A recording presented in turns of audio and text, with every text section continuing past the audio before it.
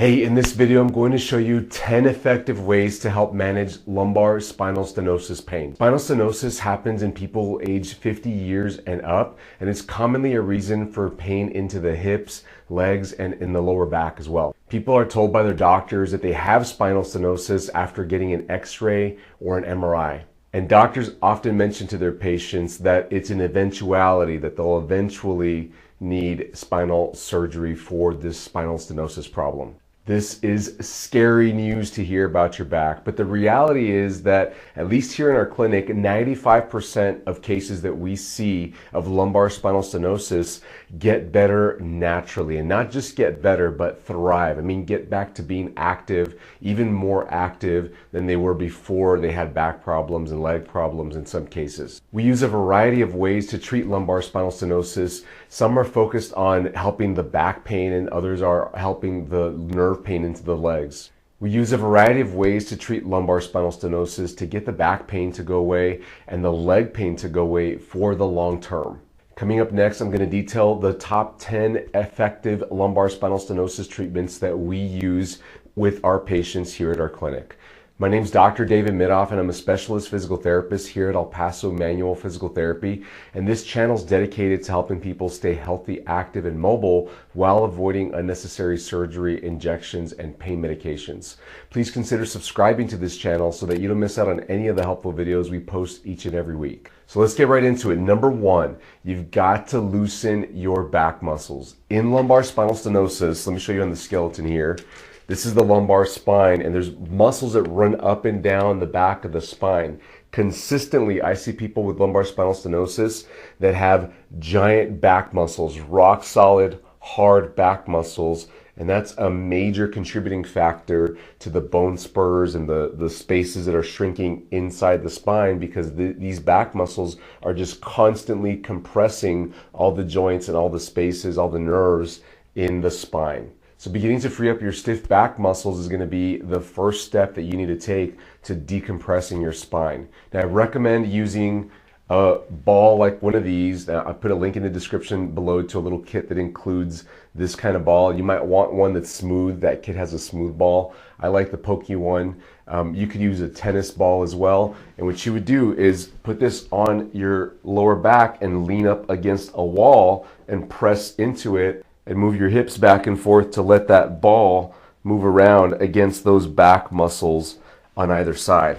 And the point is just to begin to kind of tenderize those muscles so that you can move more freely in your back and decompress the area.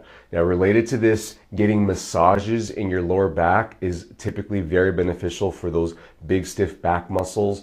And what would be even more pinpointed is if you can see a manual therapist. That's my specialty. I'm a manual physical therapist. I've gone through additional training beyond what a physical therapist goes through to know specific treatments that help to free up stiff joints and stiff muscles. So find a manual therapist in your area. That would be the most specific thing to do to free up your back muscles. Now, number two, you need to avoid back strengthening exercises, because that's what is contributing to making those back muscles so stiff and big. And this is counterintuitive, or it doesn't make sense for a lot of healthcare providers or people out there that are looking at treating their back, because you would think if you have a back problem, the muscles closest to the area need to be strengthened, but it's actually the opposite. And when I explain it that way, about how the back muscles are big, thick, hard, stiff, they're just not very mobile in this area, then it makes sense that you wouldn't want to exercise those back muscles.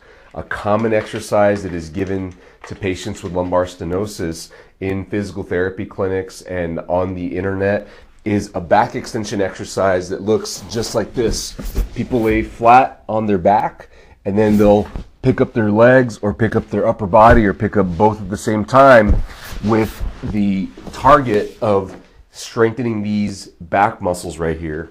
And you want to avoid that exercise at all costs. I literally tell my patients, don't do anything that isolates those back muscles, that makes those muscles work, because then you're feeding into the problem. And number three, strengthen your abdominal muscles. This is the way to counteract the over strengthened dominant back muscles.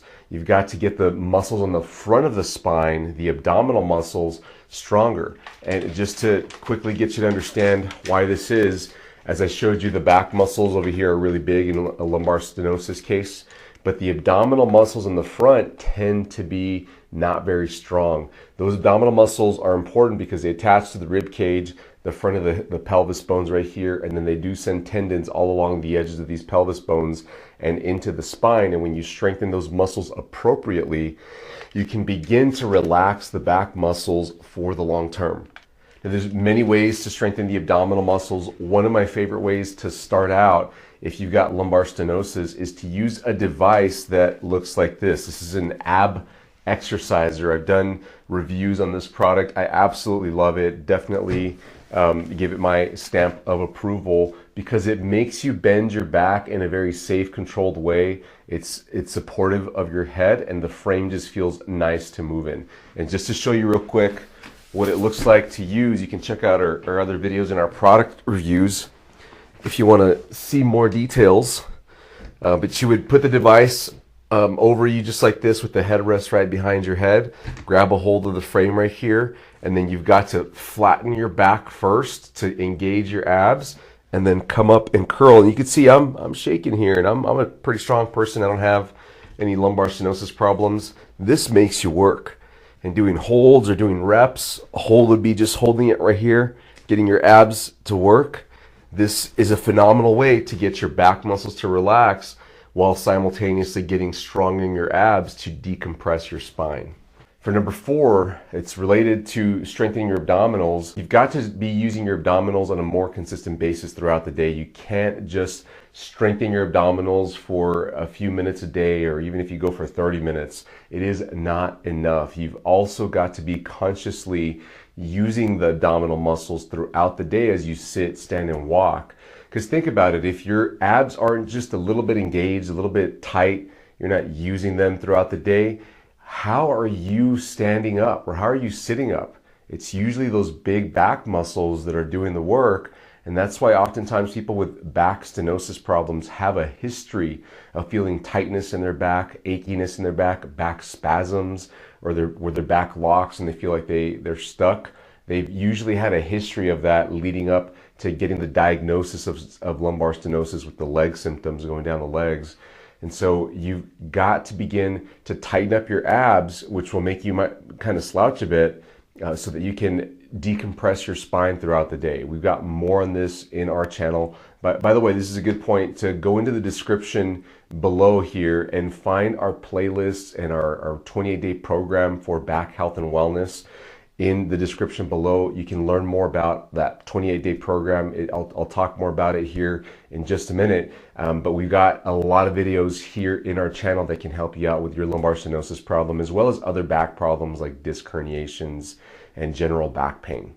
Number 5, avoid sitting for more than 1 hour consistently at a time. Now, it's hard to do this perfectly, especially if you're traveling or if you've got a desk job, or if you're just in a position where you just can't move a lot for other reasons. You might have other injuries, recovering from surgeries or sicknesses, those kinds of things. But if you can increase the amount of time that you're up on your feet or moving around with breaks if necessary, because with lumbar spinal stenosis, it does tend to get more comfortable the more time you're upright, and it feels better if you sit or flex or bend over. But if you can avoid sitting for a long period of time, it is helpful because then you get to use your joints, your muscles, and you get to move your nerves in your body, which is what your body needs to begin to decompress the area and take pressure off the nerves and open up the holes in the spine where you're getting the closing happening. Consistent, frequent movement, ideally every 30 to 45 minutes or more often, does make our patients feel better in the long run. It is a bit frustrating to deal with at times because you feel like you can't just relax at times during the day when you want to take it easy. but in the long term, it makes your symptoms better and it gets you to the point where eventually you can sit and relax for longer periods of time. But during the treatment phase, when you're trying to get that lumbar spinal stenosis to improve, getting on a schedule where you're moving frequently helps a ton so you can avoid being sedentary. For number 6, this is possibly the easiest health hack that you're ever going to hear. And you've probably heard it before, but I need to stress it, and it made the list for sure because I always run into patients that don't do this well. Drink more water. Upping your water intake, if you should be getting anywhere from 100 to 150 ounces depending on your size, your height and your weight and all that stuff. You should be getting quite a bit of water. But even if you're already getting a good amount of water, looking to increase your water intake or other hydrating fluids helps tremendously because healing requires more fluid in our body. All the processes that happen inside our cells happen in water. All the molecules and proteins and fats and everything that move around in our body that are essential for life and improving your situation in your lumbar spine, they happen in water. Those molecules move around in water, and if you don't have enough water in your body, then you're not going to heal very fast. You're not going to improve very fast. And not to mention that disc tissue in the spine, because you might have a herniated disc as well. Those are 70% water. They're quite a bit of water. And so if you're dehydrated, your discs can get dehydrated as well, which can reduce the height of the disc and contribute to the openings on the side of the spine here where you can get stenosis, lateral or foraminal stenosis. Those holes can shrink down. And so you've got to up your water intake. If you haven't already done that, start buying more bottles of water or get yourself a refillable bottle of water, a container of water. Figure out some routine in your day that allows you to up your water intake. For number 7, you need to sleep in the fetal position so that you can decompress your spine if you have lumbar spinal stenosis. And it looks like this. You need at least 2 pillows. A body pillow works very well. And you're gonna get one for your head, of course, to be on your side, and then bend up your hips and your knees at about this angle and get that pillow between your knees. Of course, this pillow is gonna be for your head, and you wanna be in this bent knee, bent hip position because it puts your nerves going through from your back all the way down into your legs on slack. In other words, it doesn't tighten them up, versus sleeping straight like this or flat on your back, it puts tension on your nerves. And so getting in this position tends to be more comfortable and tends to allow people to wake up with less stiffness. Now, one other tip here is to suck in your abs when you lie down and push your back outward that way, but like behind you, so that you add a reverse curvature to your back. In other words, you don't want to have your back really arched like this. You want to push it out that way while you lie down on your side, because that helps to take pressure off your low back and sleep better. So many people don't think about this. They kind of stick out their butt and arc their back more when they get in this position. And what it does is it shortens those back muscles. And if you're going to lie here for 5, 6, 7, 8 hours, however long you sleep, then your back muscles are going to rest in a shortened position and add compression to your spine while you sleep. So you want to definitely suck in your abs for a moment, push your back out, and then once you feel like your back has rounded out that way, then you can relax your muscles and start getting comfortable to fall asleep. Now for number 8, related to sleep, you need to get 7 hours or more of sleep. This is proven science that the more you sleep, up to about 7 to 8 hours or so, beyond that you can technically sleep a little too much. But if you get about 7 or 8 hours of sleep, you're going to heal optimally. So if you're dealing with constant pain right now, or pain frequently throughout the day, or you know when your pain's going to come on from the lumbar spinal stenosis problem, you need to be getting adequate sleep so that you allow your body to heal. Number 9 is to keep your hips flexible. A lot of people forget about how close the hip joints here are to your low back. And if you've got stiffness in your hip, it can be contributing to excessive motions or excessive compression through your back. And so keeping your hips moving decently is a big deal. Now, you don't want to be aggressive with keeping your hips mobile, easy, very light stretches, or just moving your hips in a consistent way is super easy.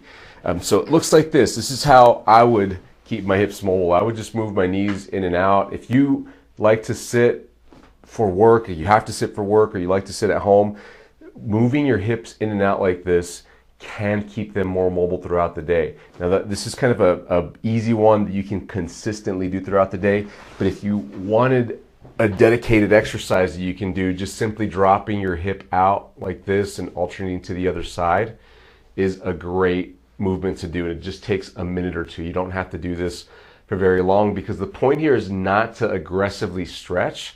It's to just keep your joints moving within the range of motion that it can move. One more stretch that I like to do for the hip is to move your leg back like this. And this is you can get a very aggressive stretch on this one, so be careful not to overdo it. But just move your hip forward, and the leg that's up on the table here is going to be the one that stretches. So I feel the stretch here on the front of my hip, and you can change sides by going the other way, of course. This one's great to do on a bed or on a sofa. You can find a chair, a place to put your leg onto. And you can also just stand in a lunge position if you wanted to, just one leg back, one leg forward, and dip down and get the stretch that way. And number 10 is work up to doing 20 minutes of cardio exercise for 3 days a week, or better if you can. The reason why this is important is that it helps tremendously when you're doing some sort of consistent repetitive motion in your core, in your hips and low back. It helps tremendously to keep your hip joints mobile, your spine joints mobile, to keep movement going through your nerves, because your nerves move within your body every time you move any part of your body. And that mobility of your nerves is critical in order to heal the nerves. You also, of course, use your muscles, and as long as you got good form and you're not using the wrong muscles, you should begin to decompress your spine. Now, some great cardio exercises, they're very common, you probably have done some version of them before, are going to be your upright bicycle, the bicycle where you sit upright and you have handlebars right in front of you. The recumbent bicycle is a great option as well. That's the one where you recline back. It's got a backrest and your feet are more in front of you rather than under you. The elliptical machine, that one's the one that's got pedals where you stand up, and it's kind of like you're biking to a degree, but you're standing and your feet are moving just like so on pedals, these big pedals. Walking on a treadmill is great exercise, and rowing can be fantastic as well. Rowing is kind of an underrated cardio activity in my opinion, but that's the one where you have 2-foot pedals that you put out right there. The pedals don't move, but the seat moves, and you pull a bar that's connected to a chain or a cable, and it's like you're rowing a boat. But that exercise can be fantastic for lumbar stenosis as well, because that folding motion allows you to shorten the nerves and then gently stretch out the nerves as you come out. With all of this, I said work up to 20 minutes, because you might find that after 5 to 10 minutes of exercise, your stenosis problem begins to bother you. Well, just do what your body can tolerate, and figure out a consistent schedule, like where you're doing this every other day, 3 to 4 times a week. And just don't worry about getting a workout. Worry about taking your body, your lumbar stenosis, to its tolerance, and then just stop right there and resume your day. Next time it's your turn to work out again in another couple of days, then see if you can tolerate a bit more. And what we find with our lumbar stenosis patients is that they gradually increase their time, and they can effectively get to 20 minutes of activity consistently 3 times a day, and even 4 or 5, I said a day, I meant per week. And they can even climb up to 4 or 5 days per week doing 20 minutes or more of exercise. And this always helps them out tremendously. They not only feel better because they're exercising, they're managing their weight, of course, they're getting stronger, but their symptoms, their lumbar spinal stenosis symptoms, are improving. Now I've got a bonus for you here, number 11. It's to treat the root problem. And I've alluded to this a little bit with like strengthening your abdominals and making sure that you decompress the lumbar spine. But we've got a program that we offer online. It's called the 28-Day Back Health and Wellness Boost Program. That is a detailed program. It's comprehensive on specific exercises and progressions, and you follow it for 28 days, and you can repeat it again once you finished it. You have continued access to the course. You pay one price and you get continued access. And this helps you to treat the root problems that add a lot of compression to the lumbar spine that sets up things like stenosis as well as disc problems. So if you want to learn more about this program so that you can access it and begin to treat the root problem, go down in the description below and check out the link for the Back Health and Wellness Boost program. Thanks so much, friends, and I will catch you in the next video. Bye-bye.